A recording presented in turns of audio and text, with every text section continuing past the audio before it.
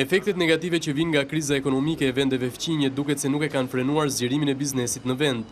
Gjatë 5 muajve të parë të këtij viti në qendrën kombëtare të licencimit kanë aplikuar afro 2700 subjekte për t'u pajisur me licencë. Sipas të dhënave të QKL-s, krahasuar me të njëjtën periudhë të një viti më parë, kanë aplikuar afro 450 biznese më shumë. Kemi një rritje të ndjeshme të numrit të aplikimeve. Ndërkohë, po të marrim për shembull vetëm shifrat e majit, rezulton që në maj të këtij viti kanë aplikuar rreth 528 subjekte, ndërkohë që në maj të vitit që shkoi kanë qenë vetëm 360 aplikime.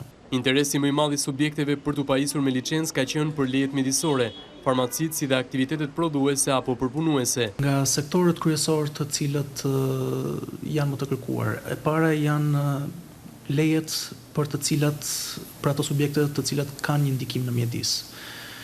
Ndërkohë që e dyta për nga numri i aplikimeve është subjektet që aplikojnë për tregtim me pakicë të banave, pra farmacit ose agjencitë farmaceutike. Mbas kësaj vinë subjektet që merren me prodhim ose përpunim të ushqimeve. Qendra One Stop Shop e licencimit ka shkurtuar ndjeshëm procedurat për pajisjen e subjekteve me licencë.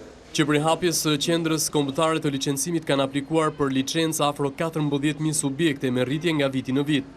Me shtimin e numrit të aplikimit për t'u pajisur me licencë, mendohet të ketë ndikuar edhe kthimi i emigrantëve nga Greqia. Edhe pse nuk ka shifra zyrtare, numri i qytetarëve të kthyer nga vendet fqinje që kanë investuar kursimet në Shqipëri është i lartë.